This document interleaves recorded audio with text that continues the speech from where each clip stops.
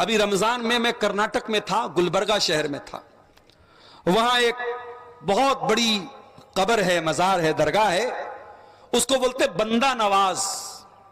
جیسے اجمیر کی جو درگاہ ہے ان کو بولتے غریب نواز، ایسے ہی گلبرگہ کی جو درگاہ ہے اس کو بولتے بندہ نواز.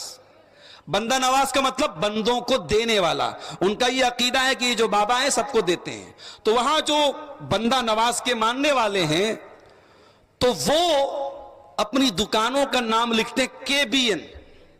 KBN کا مطلب کیا ہے؟ خواجہ بندہ نواز. تو ہمارے اہل حدیث بھائی بھی تو ایک سے ایک مزیدار ہوتے ہیں. تو ایک اہل حدیث بھائی نے کہا کہ یہ KBN کا مطلب معلوم ہے مولانا؟ میں نے کہا کیا مطلب ہے اس کا؟ تو بولے اس کا مطلب ہے کوئی بھروسہ نہیں.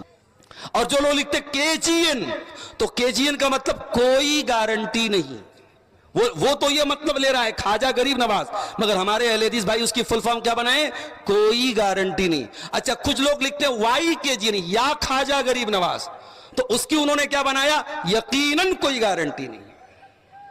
تو یہ ہے، یہ عقیدہ ہمارا ہے اللہ تبارک و تعالیٰ کے سوا کوئی ہمارا غریب نواز نہیں ہے، کوئی بندہ نواز نہیں ہے، کوئی دستگیر نہیں ہے. میرے پیارے ساتھی، آج امت کو کہاں لے کے چلے گئے میرے بھائیوں؟ ان بزرگوں کی قبریں بنا کے ان کے اوپر سجدہ کیا جا رہا ہے، چادر چڑھائی جا رہی ہے، عورتوں کا ریلا لگا ہوا ہے، عورتوں کی لائن لگی ہے. کان کھول کے سن لو میرے پیارے ساتھیوں، دنیا کا سب سے بڑا پاپ شرک ہے. ان الشرک لظلم عظیم. اگر ٹینشن سے بچنا ہے، اگر غم سے بچنا ہے، اگر پریشانی سے بچنا ہے تو سب سے پہلے شرک سے بچنا پڑے گا.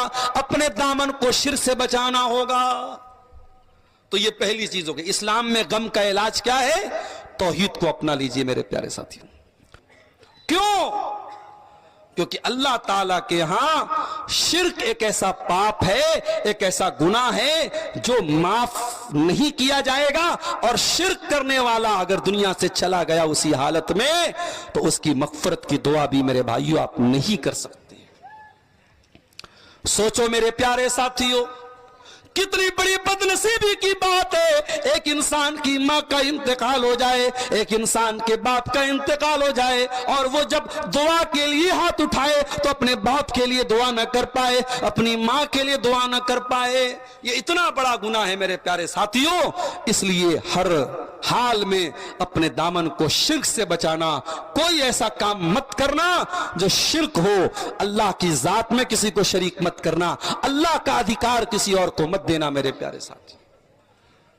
ابھی ایک ویڈیو میں نے دیکھا، ایک بچہ تھا، جوان لڑکا تھا، اپنی ماں کو چوم رہا تھا. جوان لڑکا اپنی ماں کا پیر چوم رہا تھا اور ایسے انداز سے چوم رہا تھا ایسا لگ رہا تھا ماں کے آگے سجدہ کر رہا ہے. یہ عمل بھی ٹھیک نہیں ہے میرے پیارے ساتھی. ماں کا سمان کرنے کی اجازت اسلام نے دی ہے، لیکن ماں کا پیر چومنا اور ایسے انداز میں چومنا ایسا لگے کہ آپ ماں کو سجدہ کر رہے ہیں، اس بات کی اسلام میں اجازت نہیں ہے. وَأَنَّ الْمَسَاجِدَ لِلَّهِ فَلَا تَدْعُوا مَعَ اللَّهِ أَحَدًا. اے لوگوں کان کھول کر کے سن لو، سجدہ کرنا صرف اللہ کے لیے جائز ہے، کسی اور کے آگے سجدہ نہیں کر سکتے.